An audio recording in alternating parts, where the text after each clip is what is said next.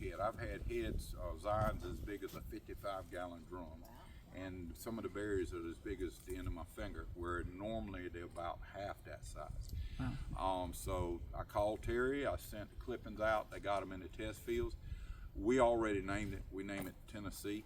All elderberry is found in the wild. It's nothing that's been genetically reproduced or grafted or any of that bull that they do. It's just it's a bush that's found inside a ditch bank.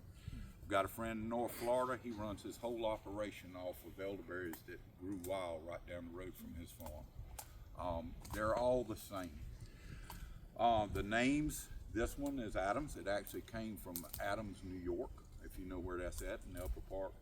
And it's actually the mainstay that is for all elderberry, because it will grow in pretty much any environment. The one that we got from Tennessee, we have found out that when we brought it from Tennessee, it actually bears its fruit about a month later than what grows naturally here. So we were actually able to expand our time frame for pulling elderberries just by planting them. So we've started some new farms. We've helped a lady down in Mississippi. She's got a farm down there. We have a couple coming from North Carolina that's coming this winter. We've got another lady that actually started 4 farms off of our cutting. And so we've kind of, from this little spot, it's spread all over the southeastern United States. Do they have to cross-pollinate? Yes, they will. They claim they won't at the university, but that's just like they said that there's 176 different pollinators for this thing, and they didn't list a honeybee. And I'm a beekeeper, so naturally I got kind of agitated. So I walked by and watched the bees, wallering or either sleeping up on the big old heads of blossom. And so I got on the phone, called Terry out there in Missouri and said, Terry, you got any crazy people up there in that university? And they say that, man, he said, whoa, before you get upset. He said what they listed was what actually pollinates by virtue of going for nectar. He says the flower, and I didn't know it because I'm still learning, the flower doesn't produce the nectar. It's one of those plants that actually produces nectar on that little short stem up under that flower, and it excretes it. So what they looked at was what flew on and crawled up. One of the largest pollinators of this is the lightning bug. We have lightning bugs. And if you go to an area around a wetlands or a wet area or a ditch, and you see lightning bugs and it's around June or last of May and June, I will pretty much guarantee you there's an elderberry bush somewhere around. So that's why, and now the honeybee actually pulls pollen from it. So we have our honeybees, they take our flower pollen from our elderberries and take it and infuse into our honey. I have a question. Are they dioecious? Do you have male and female plants, or? Not that I'm aware of. What we do when we go to propagate, and this is so simple, you ain't even got to get technical with this, okay? This is dumb proof, all right? This is dumb proof. All we do is we take this limb right here, all right? And where the leaf nodules are, I would go down below that about 2 inches and make a straight or a 45-degree angle cut, and I'll go above the next one up about 2 inches and make a flat cut. I take that stick and stick it in the dirt. No root tone, no nothing. I don't baby it. I got a 5-gallon bucket and I'm walking down the road sticking them in the dirt, and I have about a 98% success rate. Wow. I was told I was crazy around here. A lot of the farmers, they say they will never grow in the middle, and you do this in the middle of the winter. Prep for the rows. You take a plow, you get it straight, you go down the row, and once you get it plowed in good and soft, we use all natural here, so we use chicken manure, and we just spread it down the row, return it back in. Now, the university has done several different tests on how to, because first you want to hold your weeds down. You'll get a quicker return on your bush. And first they started using a full, like a 6-foot sheet of landscaping cloth, run it down and burn a hole about every 3 to 4 feet. Now they say that the best way is to do it every 1 to 2 feet. Maybert and I have found through accident that it does so much better down here to use 2 3-foot sections. and put one down, leave a 1 foot gap in the middle, and then a 3 foot section on the other side. And then we run down that 1 foot section. And then when we chip it in, all we got to do is put the chip in that we put in the middle. Now, I don't use one certain type of chip. Okay, I've had people, well, aren't you scared that pine chip, that the tar will go? No. These things grow on a 5.5 to a 7.5 on what I call the Richter scale, okay, on pH. So they basically do the same thing as blueberries. Ground around here naturally runs in that range. That's why I've got farmers, when they go out to the fields out here, they go out and they'll lime it. You'll see in the spring and bring the spreader trucks, and that's why we've been doing it for generations. The old farmers didn't even take a soil test. They drove by the field in the spring and looked at it, and if it had pigweed out there, the red pigweed, they knew that the ground needed some work to it. If it had bluebonnets, it was good to go. It was time to plant, okay? And that was just a simple site test that they used. Same thing that me and Meg did. A lot of stuff that we've learned over the generations has been passed down. And do I know everything? No, I don't. And failure is your friend. So if you fail, don't stop. Sometimes there's just things that just won't grow. But a lot of times, maybe just it's in the wrong place or the wrong time. So same thing with our elderberries. There's only out in the Midwest, they have a lot of pests that do bother them. Here we've only got 2 that primarily bother them. One of them is a mite, and it will get into them. What it does, it goes inside of this pith, this right here, the old soft pith right in the middle. And what will happen is it buries in there and then it dormants into the wintertime. So in the spring, it goes up into the new growth. Now, by the way, all this right here is new growth that happened within 1 month. Wow. When the spring pops up, all that right there come up in 1 month.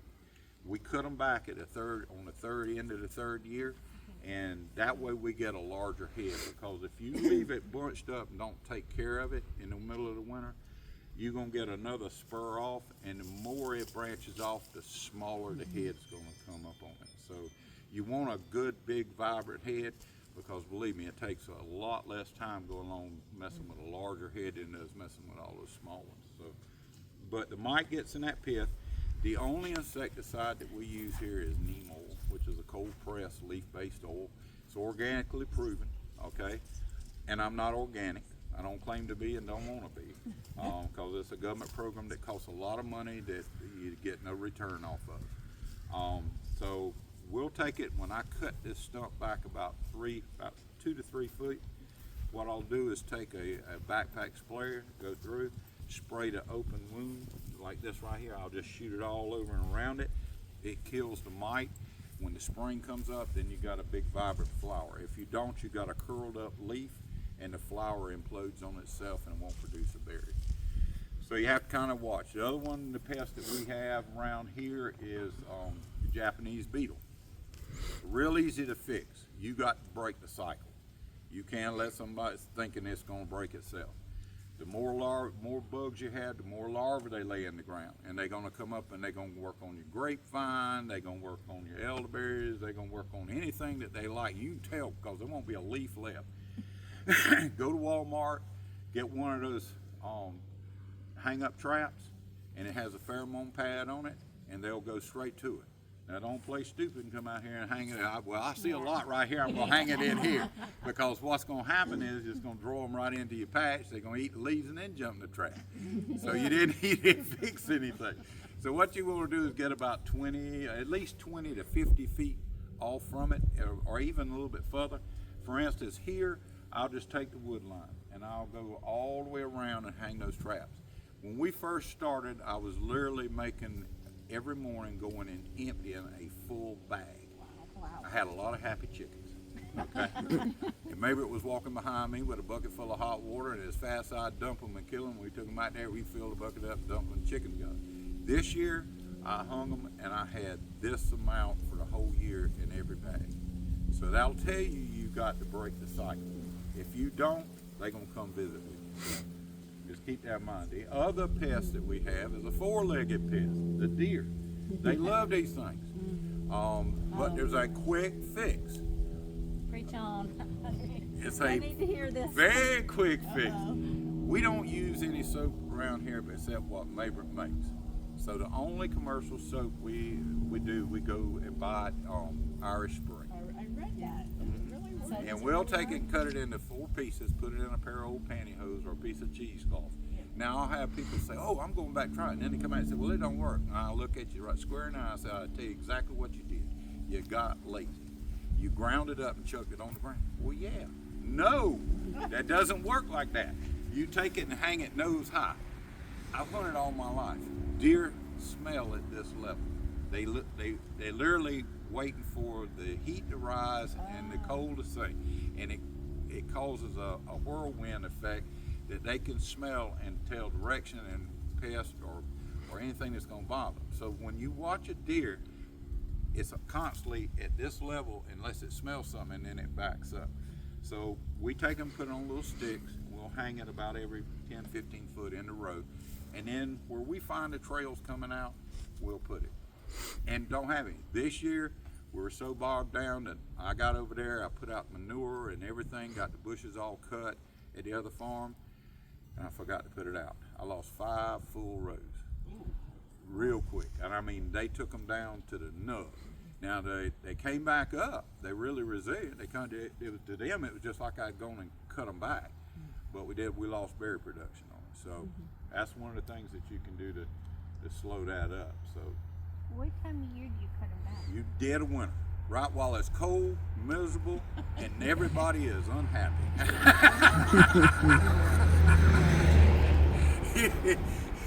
You just wrap up, grit your teeth, and go for it. That's what happens. And they bloom in the spring, right? Yes, they'll bloom about last of May, 1st of June. Now, on blooming and identification, if you wildcraft these out in the wild, you got to be very careful because there are a lot of poisons. I've had people come here and bring me pokeberries and say, "Is this what is this as far as on which type of elderberry?" And I look, it's pokeberry. Well, the old people, it's poisonous. The old people use pokeberry to help with arthritis and lymphatic cleaning. But what they did, they took the young leaves of the poke bush and they cooked it over about 10, 11 times. They drained it, kept it, and then they would eat it. The berries, what they did, they would take 3 days, they would take one berry and swallow it, and the body would take the seed out and take enough of the poison that's on the seed, pass it into the bloodstream so it would act like a cleansing agent. I don't advise it, but that's an old cure. I watched my grandfather do it. He lived a ripe old age, but that was one of the natural cures is here. There's also water hemlock, very poisonous. They'll drop you dead quick, and it looks so much like this. Now the identification on this, the elderberry has 2 leaf nodes that come out, one on each side, and they're adjacent. Okay, that means they're exact opposites. The water hemlock has 3, and they're offset. This has kind of a bumpy coating on the outside. The water hemlock will be slick and have a red looking stripe running up it. Okay, and also on the flower. Flower from a distance looks exactly like the flower on this. The difference is on this, it's usually a head about this size, has very, very short stems, and each one of those stems has a flower on it. On the water hemlock, it has a very long stem with a cluster at the end. So those are, and then also this has a pretty dull looking leaf and with a jagged edge. On the water hemlock, it's really glossy and it'll be smooth on the side. So there's, and they grow exactly the same place, because I went wildcrafting before and go to a pool and all of a sudden look, and what I was reaching for was hemlock, and it was growing up through there and was just sticking out. So you have to be very careful if you go wildcrafting and you're not absolutely sure and you grab the wrong thing, because you can cause a lot of problems. Fertilization on these things, they love nitrogen. When I first started, I did use a little bit of commercial fertilizer, used a 19-19-19, but we have found over the years that they grow so much better on natural. So I use chicken manure because it's high in nitrogen. Now don't go crazy and grab up a handful of chicken manure straight out out the pen and throw it on something because they'll burn the crap out of it. The nitrogen level is out the roof. So take it, if you get it, put a pile in the woods and leave it there. Don't cover it up, just let the rain fall on it. About 8 weeks, it'll tone it down and you can use it for just about anything. So just kind of keep that in mind. Now, do you fertilize it in the spring or the fall? I do it exactly when I get through cutting back, usually about January, February, because it takes me about 3 weeks to go across all of ours with just fertilization, putting it out. Because I just got a manure spreader, and before that it was me and a shovel. And every one of these I'd put about a shovel full. So when you go across 3,500 plants, that's, it takes a while. And believe me, we get plenty of exercise around here. So. But if you put it, it loves the nitrogen. And also what we do, we didn't do it with this. Over here I did put some seed in the ground this year. We planted clover because it works really well with the bees, and it also puts nitrogen back into the ground. So there's a lot of very good things that you can do that don't cost a whole lot. Chip. We're talking chip, that's a chip pile right there, but that was actually a stump grinding, so it has a lot of dirt in it. If you'll go to chipdrop.com, and when they're cleaning the power lines, they'll put you on the list and they'll bring it to you. Or if you like Maybrit, she will run them down till they bring her some chips. Because they're going to dispose of it anyway, all right? It's not going to be pretty. It can be all kinds of sizes. So I have 2 Troy-built chippers back there. And if she needs it at a smaller size or something, I just go and feed it in there and chip it out. So we use the yard debris and everything else. Anything else on elderberries? All right. Let me tell you one other thing. There are 10 top berries in the United States that are full of antioxidants and flavonoids. All right. They're very healthy for you. 3 of them we grow here. Number 2, number 3, and actually number 4. Number 1 is aronia berry. It actually grows natural in Colorado, so it likes a colder type environment. We've tried growing it here. The humidity just won't let it do, so we just mark that off the list. The other is naturally the elderberry. On the back side, I'm going to show you here in a minute. The other one is the goji berry, and it grows all over Europe. When Maybrit and I went over there, it was in full berry mode, and every hedgerow was goji berries. So we picked a lot of goji berries while we were over there. The other is your blueberry. Now, not some crossed up. So these are actually wild ones. My grandfather had a big, we call it huckleberry patch, and they grow wild around here. So what the old people used to do was go into the woods, and whenever they in July is when they bloom out and have their berries. The smaller the berry, usually the tartar the berry, and they would use those for pies. Then the larger ones they would juice out, and they would actually can the juice, and they would also take it and make dumplings from it with the whole berries. So they knew it was medicinal, and that's why they had. Same thing with muscadine grapes. That grapevine right there is over 100 years old. If you look at the one on this end, if you walk by, the trunk of it is about this big around. Muscadine grapes are very medicinal, but most people don't get that because when they eat them, they'll suck the juice out the middle and they'll spit it out. You got to chew the seed and the outer core to it, and it gives you everything that you need. It's actually been proven that there are cancer curing properties to it. So there's a lot of research, and if you don't read, you don't look it up, you're not going to learn. There are some things out there that you just would not believe. For instance, not this tree right there, the big pine tree, but the one right behind it is a longleaf pine. They're a dime a dozen around here. Did you know that over 50 years ago they knew that it had cancer curing properties from the sap? There's an acid in the sap, and they knew this, but they can't replicate it, okay? And so you cannot replicate it synthetically, then it doesn't make money. But the actual sap from the longleaf pine. The magnolia stands up, everybody sees it, got a big old white flower.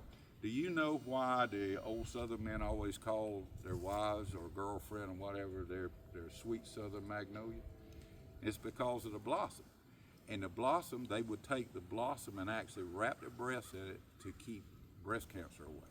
There's acid, well, it's acid too. It's inside of that sap that's actually in the flower. And so they used it medicinally.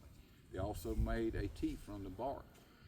The red berries that fall off of that tree, you don't want to eat a bunch of them, but you can, if you kind of have anxiety, nervous tension and stuff and can't get to sleep, all you got to do is take 2 of those berries and chew them up. And when you chew them up, you'll be just as relaxed as anything. And there's no narcotic in it. It's unbelievable. I mean, I can have a hard day here, and when that thing, but the problem with that tree is I have to fight the woodpeckers for the berries. You can ask Mabel. I've watched them big old pileated woodpeckers about this high.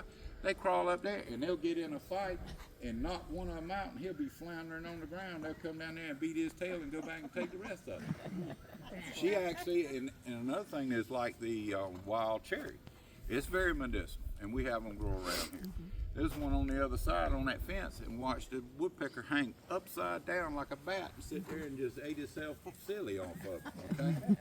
So wildlife will tell you what's good and bad. They'll tell you that there's things out there that'll help you. So walk on around this way and we'll show you the goji berry. Sir, Yes, ma'am. she and I already had another appointment at this Okay. time, but We enjoyed it. I enjoyed it, and We'll come back. I'm going to bring back my massage therapist because she'll be one of those who will bring her camper, and she'll be here for a Well, you week. know we have a massage therapist right downtown. Me and Mabel goes. she's Yeah, not from here. I'm not from here. You're not from? Okay. Yeah, yeah. Well, yeah, tell her So bring her. I will bring We're her for part a of Harvest Hosts. So Okay. Harvest Hosts, Harvey Overnights, and Good Sam's, I think, now does it. Okay. But we have them from all over the world that come in here. So Okay. give Mabel a call. She'll I be will. glad to help. Thank you. Thank you. All right. Huh? Yeah, we just had a 65-foot of liquor just left here this morning. Yeah, I've got 4 electrical hookups and 2, 3, actually 4 of them are water. I don't have any soup.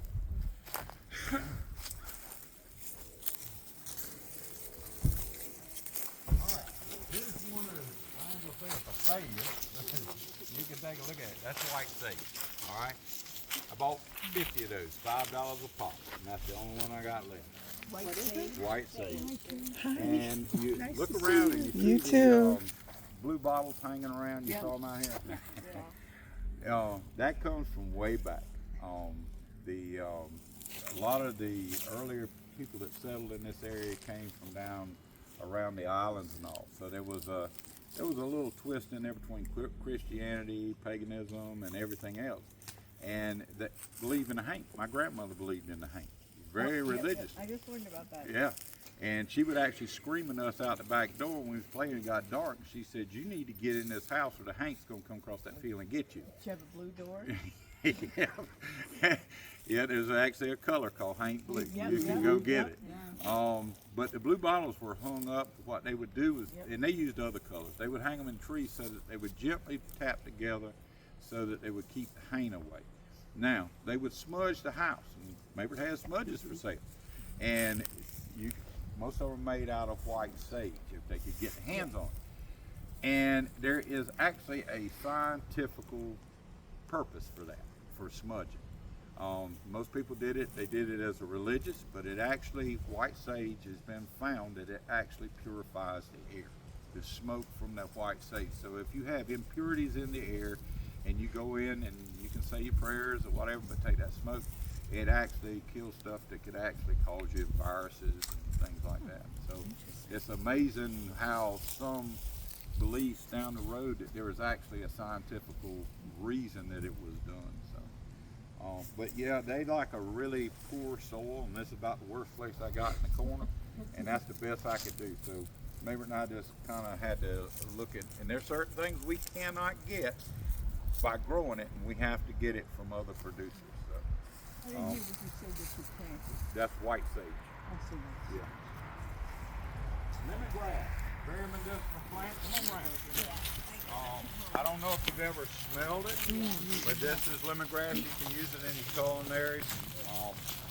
Weed tried my best to get Mabry to get me a liquor still, because I know I can make some oil, but she will not do it.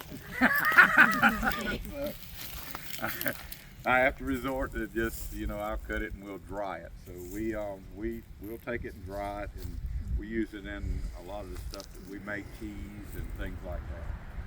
But it'll kill back during the winter time.